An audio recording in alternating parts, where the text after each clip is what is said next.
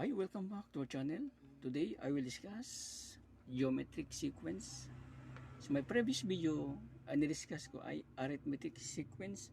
So, paano tayo ma-distinguish kung ito ba ay arithmetic or geometric sequence? Simple lang. Sa arithmetic sequence, meron siyang common difference.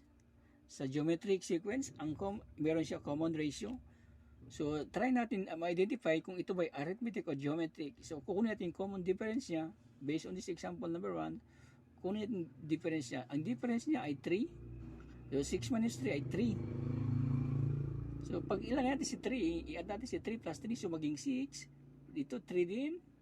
6 plus 3 ay so maging 9. So, 12 ito. So, definitely hindi siya common difference. Check natin siya common ratio. Common ratio niya ay yung R, 6 divide 3. 6 divide 3 ay 2. So, common ratio niya ay 2.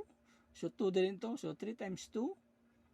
Pag common ratio, i-multiply natin. So, kung common difference, i-add natin. Nakadepende sa sign. So, 3 times 2, 6. And 6 times 2, 12. So, definitely, geometric sequence. Ito ay geometric sequence. Paano bang formula ng geometric sequence? Same lang din sa common difference sa arithmetic sequence. So, A1, ito ay A1, A1, first term, second term, third terms, and sixth terms. So, A1, then A2, ito si A1, si A2. Si A2 equals to A1. Ngayon, i-multiply natin siya kay common ratio si R. Then, A3 equals to A2 times R.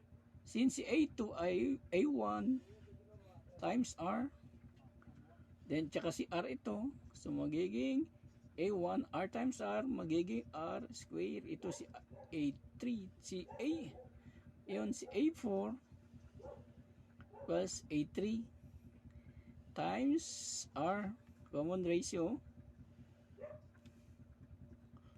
Then since A3 ay A1 times R square, A1 times R square, tsaka to si R, si A1 R square times R, so magiging R cube. Since hanggang sa magiging yung last term, since ito yung AN, yung A1, A2, A3 hanggang AN. Dito si AN equals A1, AN equals A1 R ratio N minus 1. Ito yung gagamit tayo ng formula niya. So, masasagot natin to based na sa formula. Ginawa natin to, sasagot natin yan. Kung anong ratio niya, yung common ratio ito, R, since ito A1 to A2, so A2 over A1, is A2 ay 6. Then si A1 ay 3. So, divide lang natin siya. 6 divide 3 ay R. 2. Check natin siya. Lahat ng to. I-multiply natin to. Kung kinuha natin yung ratio, i-multiply natin to. So, 3 times 2, so maging 6. 6 times 2, so maging 12. So, 12 times 2, so maging 24. Up to dito, 6 terms. Since meron tayo formula, ito sasagot tayo. Kasi paano kung ito ay 100 terms? So, mahaba. Ito na lang formula ang ginawa natin. Yan. So, sasagutin natin to. Meron tayo A1. So, unang-unang kung natin si R, si ratio. Si R. Pagkuha kay R ay A2 over A1. Ito si A1, A2, A3. Up to the AN or last term. Si A2 ay 6. Then si A1 ay 3. So, divide lang natin siya. Si R ay 6 divide 3 ay 2. Meron tayong R, yung common ratio ay 2. Since meron tayo A1, si A1 ay 3. At si N ay 6. Based on ang formula, masasagot natin si AN or A6, A1 R, N minus 1. Then si A1 natin ay si 3. Then si R ay 2. Then N, 6 minus 1. Then 3. 2, 6 minus 1 ay 5. 3, ito, 2 raised of 5 or 2 limang beses ng multiply ng 5 or 2 times 2 times 2 hanggang ma-raise mo na 5 beses ay 32. Then si A, 6 ay 3 times 32 ay 696. Si A6 ay 96. So, kukunin natin yung sum niya. Yung sum naman, ito ay 6 term niya ay 96. Kukunin natin yung sum, lahat na ito i-add natin siya. So, para hindi na tayo magbilang, kung yung formula ng sum of all terms ay si A1, then R, A1 minus AN, tsaka si R, 1 minus R, but R not equal 1. Kasi kung 1 si R, magiging 0 siya. So, kukunin yung value ng A1 natin ay, sino ba si A1 natin? A1 ay 3. Si AN natin, ito na, si 96. So, i-parenthesis natin yan, kasi multiplication yan sa si R natin, 2. Si 1 minus 2. Then 3 times 3. Ito multiply natin siya. 96 times 2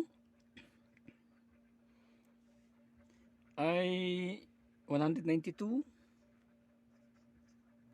Then 1 negative 2 ay maging negative 1. Kita pa ba? So ito, 192 negative tsaka sa 3 ay negative 189 over negative 1. So, negative divide negative. So, maging positive 189 divide 1. So, 189. So, i-check natin yan. I-add natin 3 at saka 2 lahat. At saka ito hanggang 6 terms. Ang sum niya ay 189. Then, example number 2 tayo. Kuha ng ratio nito. So, A1, A2. So, yung ratio ay si 4 over 8. Then, pwede natin siya common factor dito ay 4. So, pwede natin siya reduce. Divide natin siya by 4. Kasi 4 ang common. So, 4 divided by 4 ay 1. 8 divided by 4 ay 2. So, yung R natin ay 1 half. Lahat ng dito, lagay natin 1 half. 1 half. I-multiply natin yan siya. So, check natin tama to 1 half. Check natin. So, 8 multiply by 1 half. So, 8 times 1 8 divided 2. So, ay 4. So, check. Send 4 multiply by 1 half. 4 times 1, 4 divide 2 ay 2. So, check. So, 1 half. Meron example number 2. So, una kunat yung ratio niya, yung common ratio niya. So, R A2 over A1. Si A2 ay 4. Si A1 ay 8. Then, i-sequence siya, i-reduce pa natin siya. Yung, ano yung common dito? Common factor niya ay common dito ay 4. So, divide natin sila by 4. So, 4 divide 4 ay 1. 8 divide 4 ay 2. So, therefore, si R ay 1 half. Then, si A1 ay 8. Then, si N ay 10. So, gamit itong formula, A, N, or A, 10.